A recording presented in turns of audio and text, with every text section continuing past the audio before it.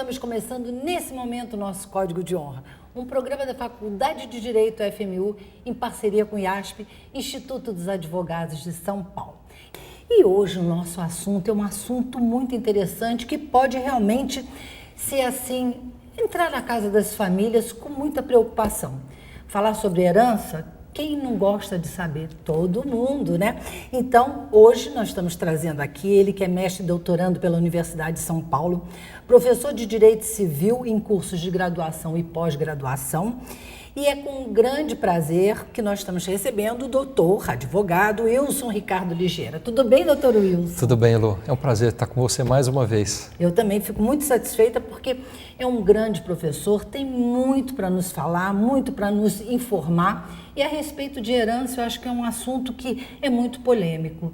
E muitas pessoas querem saber cada vez mais, né? Se inteirar melhor do que vem a ser. Então, vamos começar com uma pergunta que me fizeram até outro dia sobre vocação hereditária. O que isso quer dizer, vocação hereditária? Vocação hereditária se refere à qualidade de quem pode ser herdeiro, quem pode ser chamado para receber herança. E de acordo com o Código Civil, qualquer pessoa pode ser herdeira, desde que nasça com vida. É o que o Código diz.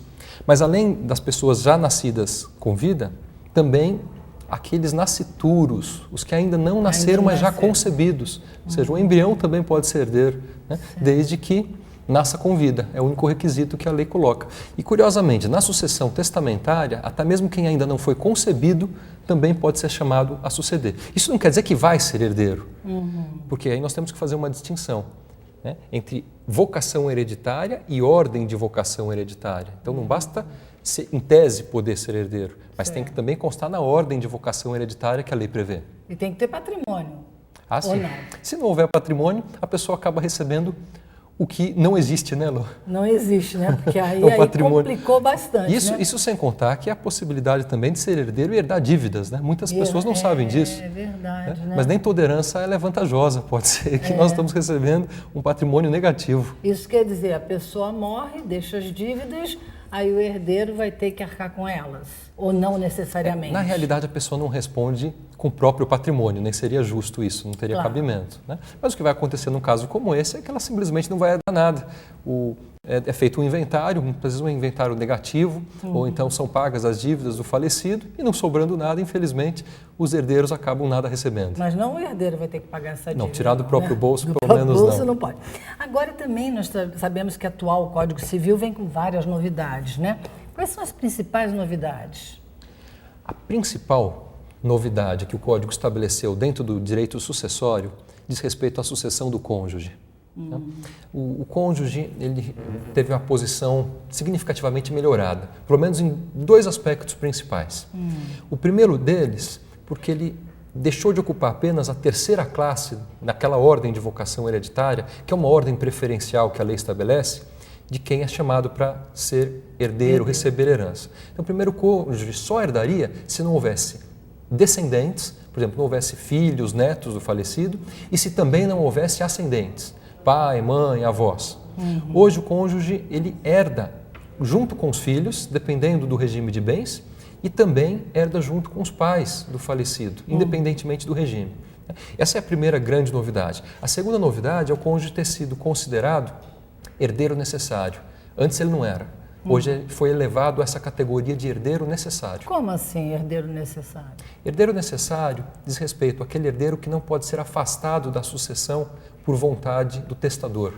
Ou seja, nos casos em que a lei reconhece que ele é herdeiro, ele vai receber herança, independentemente da vontade do testador. Ou seja, ele tem direito a uma parte mínima que corresponde a 50% da herança, juntamente com os demais herdeiros necessários, que se chama legítima. Então, sobre a legítima, não pode ser afastado. Ele tem direito a uma fração, então, pelo menos da legítima. Quer dizer, o marido, ele ficou viúvo, então ele tem esse direito, é isso? Ele não tem filhos, não tem pais, ela também não teria pais, morreu, mas não teria mais os pais, nem filhos e tal.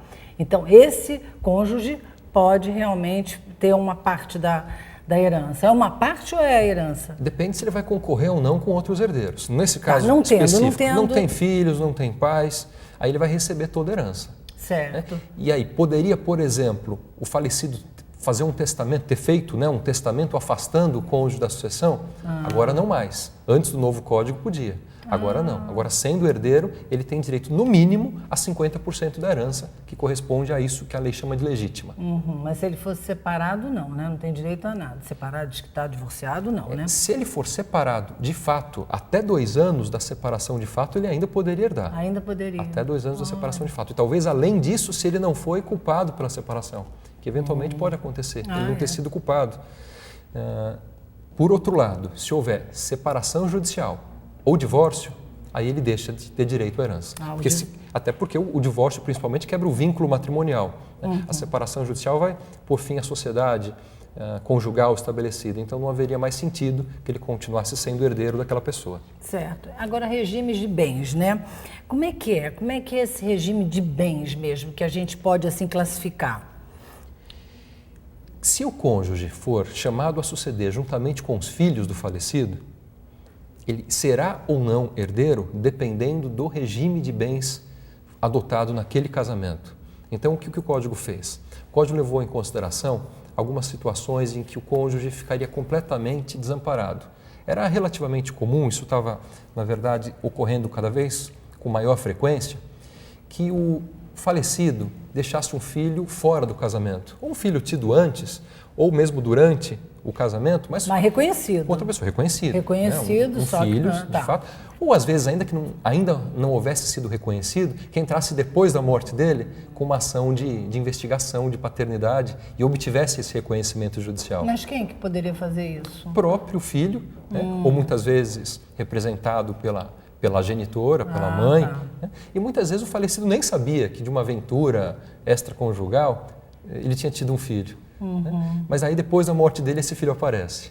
E quando esse filho aparecia, o cônjuge acabava não recebendo nada. Porque o cônjuge vinha nessa ordem de vocação depois dos filhos. Então, dependendo do regime de bens, ele não tinha direito à meação, ou seja, não receberia parte nenhuma daquele patrimônio. Meação quer dizer? Ou seja, aquela parte que lhe caberia pelo regime, né? A metade que lhe caberia em virtude do próprio regime, ele não receberia, dependendo do regime de bens, e também poderia ficar sem nada da herança, que iria toda para o filho. Diante de situações como essa, o legislador de 2002, né, no atual Código Civil, ele fez com que o cônjuge recebesse uma parte da herança, mesmo diante da existência de filhos, dependendo do regime. Mas que regime? Do regime de bens em que ele acabaria não recebendo meação. Por exemplo, no regime da comunhão universal, ele já seria meeiro, ele já teria meação, porque na comunhão universal todo o patrimônio se comunica. Então esse seria um regime que ele não precisaria de herança. Mas pegamos, por exemplo, um regime da comunhão parcial. Comunhão parcial em que, durante o casamento, ele começa a ter direito depois do casamento, né? Da comunhão parcial, ele só teria direito aos bens adquiridos onerosamente depois do casamento. Agora, imagina que numa situação como essa, eventualmente, o casal não conseguisse conquistar muito patrimônio durante o casamento. Vivessem longos anos juntos e ele acabasse não conseguindo adquirir muito patrimônio durante o casamento. Porém, o falecido deixasse uma grande fortuna, que ele recebeu como herança, por exemplo, gratuitamente, como herança. Dessa herança, o cônjuge não teria parte. Isso em virtude do regime de bens. Para que ele não ficasse... Do parcial. Se fosse universal, ele teria. Né? Num caso como esse, para que ele não ficasse totalmente desamparado, o legislador falou, sobre esses bens, então, particulares do falecido, ele vai herdar juntamente com o filho. Essa, então, foi uma grande novidade. Então, o regime de bens hoje, ele acaba sendo um fator decisivo quanto ao cônjuge concorrer ou não com os filhos do falecido. Certo. Quer dizer que tem o regime universal de bens, parcial de bens. Tem mais algum outro regime? Nós temos os regimes de separação de bens. E aí nós temos 2 regimes. Aquele que é chamado de separação legal, ou seja, a lei impõe que em determinadas situações o patrimônio não vai se comunicar. Ou porque a pessoa, para casar, ela dependeu de autorização judicial, quando, por exemplo, ela tem menos de 16 anos, ou porque os pais não concordaram e há um suprimento, então, judicial de consentimento, o cônjuge não é herdeiro. Você percebe que não haveria sentido? Se a lei não quer que o casamento seja causa de transmissão patrimonial, isso não vai ocorrer em vida e não deve ocorrer também na morte. Claro. Então é uma coerência do legislador. Agora, uma situação polêmica que existe diz respeito ao regime da separação convencional. Aquela em que os cônjuges pactuaram a separação, não foi a lei que impôs. Eles pactuaram porque não queriam que o patrimônio se comunicasse em vida. Tá? E nesse caso, será que esse patrimônio pode ser transmitido por herança quando um dos dois falecer? A maioria da doutrina vinha dizendo que poderia, porque a lei só falava, só excepcionava o regime da separação obrigatória. Quando se tratava de separação convencional, a maioria dos doutrinadores entendiam que, nesse caso, o cônjuge seria herdeiro. Tá? Mas é claro que existe muita divergência ainda e a situação é muito incerta nesse sentido, especialmente pelas decisões que os tribunais têm dado, decisões contraditórias, discrepantes. Por isso dá uma insegurança muito grande também, né? Sem dúvida. E também tem essa, né, interpretação da 1829 do Código Civil, né, que tem gerado também muita divergência, né? É esse artigo que gera realmente toda essa polêmica, porque ele não deixou claro em que hipóteses o cônjuge herdaria, em que regimes ele herdaria e em que regimes ele não herdaria. Na verdade, a redação, infelizmente, foi muito ruim. Tá? Não por conta, talvez, da comissão elaboradora do novo Código, mas talvez pela pressa, na fase final de tramitação no Congresso Nacional, com que o Código foi aprovado, né, ele acabou... Mas prejudica. Sem dúvida, ele acabou sendo aprovado com algumas deficiências e depois da aprovação, para você ter uma ideia, já no período de vacatio legis, assim que o Código... Tem que explicar o que vem a ser vacatio legis, 45 dias e tal. Quando a lei não estabelece outro prazo, mas uma lei de magnitude e importância do Código Civil, a lei estabeleceu um prazo grande, de 1 ano de vacatio legis. Então quer dizer que a lei ela foi publicada no dia 11 de janeiro de 2002, mas passaria a entrar em vigor apenas em 11 de janeiro de 2003. Tinha um ano de vacatio. E durante esse período de 1 ano, já passaram a surgir uma série de projetos de lei visando alterar o artigo 1829. Tamanha era a sua contradição, a sua omissão em alguns casos, e esses projetos já imediatamente começaram a surgir. E críticas à doutrina, de todo lado. Mas, infelizmente, não se sabe por quê. Né? Até hoje, esse artigo não foi alterado. E ele continua sendo aplicado desde 2003. Né? Você vê, já são anos e anos de vigência e gerando aí uma série de contradições com decisões diversas, diferentes, dependendo do tribunal. Dependendo de onde o falecido morre, dependendo do tribunal que vai julgar o caso, se ela morrer, por exemplo, no Rio Grande do Sul, tiver domicílio no Rio Grande do Sul, provavelmente vai receber um julgamento. Se morrer em São Paulo, no Rio de Janeiro ou em outro estado, o julgamento vai ser diferente. Nossa. Então você percebe a insegurança que a população acaba sofrendo diante disso. Claro. Então, mas aí o STJ, o que fala sobre isso? Qual é a decisão deles? Olha, também não tem uma... desde que o Código foi aprovado, se aguardava com muita ansiedade que o tribunal responsável exatamente pela aplicação da lei infraconstitucional, o Superior Tribunal de Justiça, se pronunciasse a respeito desse dispositivo. Era uma expectativa muito grande por parte tanto dos tribunais de justiça dos estados, quanto por parte da própria doutrina. Né? Como será que o STJ iria efetivamente aplicar? Isso só veio a ocorrer, especificamente sobre os regimes de bens, no final de 2009. Tá? E o STJ, surpreendentemente, ele acabou indo contra o que sustentava a maioria dos tribunais e contra também o que sustentava a maioria da doutrina. E acabou estabelecendo uma interpretação inovadora, totalmente diferente. Uma hermenêutica. Utilizando, então, do seu poder de interpretar a lei, né? Usando da hermenêutica jurídica, acabou criando uma interpretação totalmente inovadora.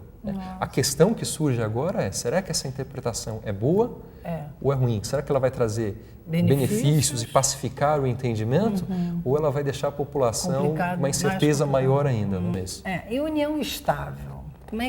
Como se situa hoje? Qual é a regra para a união estável? A união estável... E o que vem a ser realmente união estável, que muita gente não sabe o que vem a ser isso. Na verdade, a união estável é aquele antigo concubinato, né? O que se chamava de concubinato puro. A pessoa que vivia juntamente com uma outra, sem se casar, mas poderia se casar se assim desejasse. Mas em virtude daquela relação que era criada de uma entidade familiar, ou pelos anos que se passavam, né? Em virtude da duração, em virtude da permanência, daquela intenção realmente de constituir uma família, não havendo nem necessidade de ter filhos, né? Não há necessidade de um número mínimo de anos nem de ter filho. Por isso que cada caso tem que ser avaliado independentemente. Mas tem que ter alguma comprovação de que tem que ter alguma comprovação, tem que ter uma testemunho, uma fundamentação mínima que comprovasse que de fato aquilo constitui uma família. Tá? Então, nesse caso, o antigo concubinato puro, da pessoa que estava livre para se casar, mas não se casava, hoje é chamado de união estável. Tá? E a união estável, ela também gera direito sucessório. Também gera. Isso é regulamentado no atual Código Civil, no artigo 1790. E essa é uma outra grande polêmica. Talvez os dois artigos mais polêmicos do Código Civil sejam exatamente os que tratam da sucessão do cônjuge e da sucessão do companheiro, respectivamente, 1829 e 1790. E o Superior Tribunal de Justiça também deu uma decisão surpreendente neste assunto. Declarou que esse artigo é constitucional, ou seja, que ele está em harmonia com a Constituição Federal. E mais do que isso, ele como que estendeu a aplicação desse dispositivo ao casamento. Ou seja, ocorreu o contrário daquilo que se esperava e que os tribunais de justiça vinham fazendo. Alguns tribunais pegavam um dispositivo que tratava do cônjuge e aplicavam ao companheiro. O STJ, pelo voto da ministra Nancy Andrighi, acabou fazendo o contrário. Entendeu que aquela ideia presente no 1790, que trata da sucessão do companheiro, é que vai ser estendida à sucessão do cônjuge. Estranhíssimo, né? A ministra teve, certamente, as suas razões. E, de certa forma, a grande parte do que ela sustenta no voto dela, nós temos que concordar. Por outro lado, alguns aspectos, em particular, vão ser objeto de grande discussão, porque algumas questões não foram resolvidas. O raciocínio utilizado nesse caso, especificamente, pelo STJ, foi de que o 1829, ele contém algumas incoerências. Ele violaria a vontade dos cônjuges manifestada no momento da escolha do regime de bens do casamento. Então, por exemplo, entendeu-se que, imagine que o regime seja da comunhão parcial. Ora, se o regime é da comunhão parcial, o que vai se comunicar, como você mesmo ressaltou? Os bens adquiridos depois do casamento. Então, se entende, bom, essa era a vontade dos cônjuges. Se eles se casaram pelo regime da comunhão parcial, é porque eles não queriam que aquele patrimônio anterior fosse se comunicasse perfeitamente. Tá? No entanto, por ocasião da morte, de acordo com a literalidade do Código Civil, de acordo com o texto de lei, o cônjuge receberia desse patrimônio anterior, como herança. Mas entenda, Lu, isso tinha uma lógica dentro do sistema, porque era o seguinte: o cônjuge não receberia meação daquele patrimônio. Já que ele não receberia meação daquele patrimônio, dependendo do quanto o patrimônio total do casal fosse formado por bens particulares anteriores ao casamento, ou por bens comuns, adquiridos depois do casamento, o cônjuge poderia ficar desamparado. Então a intenção do legislador foi outra. Foi mais ou menos a seguinte: se o cônjuge tiver meação, tiver metade já do patrimônio, ele não precisa da herança. Deixa herança para os filhos. Tá certo. Se ele não tiver meação, se ele fosse ficar, por exemplo, desamparado, correndo risco de que aquele patrimônio fosse inteiramente destinado a um filho de uma relação extraconjugal, aí nesse caso ele precisava da herança, para que depois de uma vida junto com o falecido, ele acabasse não ficando sem nada. Então tem uma coerência dentro do Código Civil. A ministra Nancy Andrighi entendeu que não. Ela entendeu que, ao contrário disso, o que deveria acontecer? Deveria ser seguida a mesma regra de regime de bens. Então ela entendeu, se só existem bens particulares, o cônjuge não deve herdar daqueles bens particulares. Ele só deve herdar dos bens comuns. E nesse sentido, ela acabou então compatibilizando a sucessão do cônjuge ao artigo que trata da sucessão do companheiro. Nós brincamos que é a vingança do 1790. O 1790, que trata da sucessão do companheiro, foi tão criticado e se alegava tanto a inconstitucionalidade dele, e agora o STJ fez o contrário. Está estendendo a aplicação dele para os casos do cônjuge, dando uma interpretação em consonância. Isso pode gerar alguma confusão no meio jurídico. Ainda vai gerar muita confusão, eu acredito, né? Porque você ainda imagina. Vai ter muita divergência. Agora, eu penso o seguinte, uma pessoa é casada, tem filhos, mas tem também um outro filho de outro casamento não, de outra união estável. Certo. Ele tem as duas coisas concomitantemente. Como é que vai resolver essa situação da herança? Da morte dele. Em relação aos filhos, não há nenhuma alteração, não há nenhum tratamento diferenciado, porque filho é filho. Tá. A Constituição não permite. Eles recebem o patrimônio, eles recebem tudo por igual. Isso vai afetar agora a sucessão do cônjuge ou do companheiro. Se, por exemplo, ele já estava casado ainda, mas separado de fato, e já tinha constituído uma nova união estável. Olha que situação interessante que vai acontecer. Podem concorrer àquela herança tanto o cônjuge quanto o companheiro. Agora você já imagina, Lu, A briga. a briga entre os dois. Entre o cônjuge só separado de fato com aquele companheiro de união estável. Isso pode gerar uma grande discussão.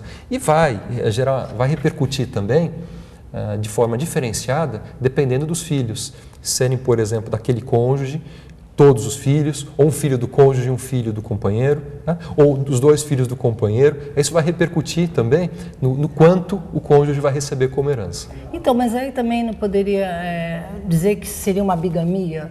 Que praticamente é uma bigamia. Ele está com a mulher, vamos dizer, a matriz, mas tem também a filial. Tem a filial, né? E aí, isso aí não é contra o regulamento e contra a lei? Seria se ele mantivesse os dois relacionamentos ao mesmo tempo.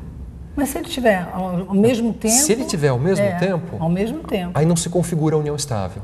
Aí aquela segunda relação vai ser considerada concubinato impuro, que ele estaria impedido de casar. Nesse caso, o concubino não tem direito à herança, só o cônjuge. Tá. O que dá para questionar, Elo, é o seguinte: imagine que ele engane essa concubina. Ele... É aquela hipótese típica do sujeito que viaja muito ao trabalho. Na verdade, ele não viaja, ele fica um tempo com uma família e um tempo com a outra. Isso, e uma família não sabe da outra. É verdade. Nesse caso, como resolver? Uma proposta que tem sido feita pela doutrina seria considerar essa união estável, da qual a companheira não sabe que ele continua vivendo com a esposa, uma chamada união estável putativa. Ou seja, eu aplico a putatividade, ou seja, aquilo que parece, mas não é. E embora aquela relação então fosse nula, porque senão, como você falou, seria uma espécie de bigamia, pelo mesmo motivo que o Código não admite, que quem já é casado contraia um novo casamento, isso a lei não permite. Mas ela permite a produção de efeitos no casamento putativo. Embora seja um casamento nulo, a lei não permite a produção de efeitos para proteger o cônjuge inocente, aquele segundo, por exemplo, enganado, que não sabia. Então, se cogita da possibilidade de se aplicar a putatividade também na união estável. Seria uma solução. Bom, eu acho que deu para entender bastante, acho que vocês acompanharam muito bem. Só temos realmente essas divergências que ainda não chegaram a um ponto que a gente possa realmente respirar melhor. Estamos assim um pouco sufocados, como eu sinto, Mas eu espero que o STJ chegue também a alguma solução. É bem provável que vai haver alguma alteração ainda. O ministro, por exemplo, Sidney Bennett, embora ele, no caso concreto, tenha acompanhado o voto da ministra Nancy Andrighi, ele ressalvou que era no caso concreto. É bem possível que, em casos futuros, ele também vai expressar, como outros ministros, entendimentos diferenciados. E aí vamos aguardar para ver como é que a situação vai ficar. É isso aí, porque precisamos chegar a um acordo. Professor Dr. Wilson, muito obrigada pela participação no nosso programa. Doutora Elo Pinheiro, é sempre um prazer estar com você. Obrigada. Especialmente nesse programa. Sinto muito orgulho de ter sido seu professor, de ter contribuído um pouquinho com a sua formação jurídica. Contribuiu muito. Parabéns pela toda a carreira de muito êxito, muito sucesso. Muito obrigada. E por demonstrar essa garra, de nunca desistir, de estar sempre procurando inovar, como agora seguindo aí essa carreira jurídica dentro de um programa de entrevistas voltada para a área jurídica. Meus parabéns. Mesmo. Toda mulher tem mais garra, tem mais vontade. As mulheres, olha, vocês lindonas, tenho certeza que são mulheres de muita competência. O negócio é dar oportunidade, Tendo oportunidade, a gente vai em frente. E você é o grande exemplo de que a mulher brasileira não é só bela, mas também é muito inteligente e capaz de alcançar tudo aquilo que deseja. Ih, me rasgou tanta seda que eu já estou ficando até vermelhinha. Obrigada, professor. Obrigado. Vamos encerrando aqui nosso programa, deixando um beijo muito grande para vocês. Se Deus quiser, retornaremos com mais um Código de Honra bem em breve. Até já.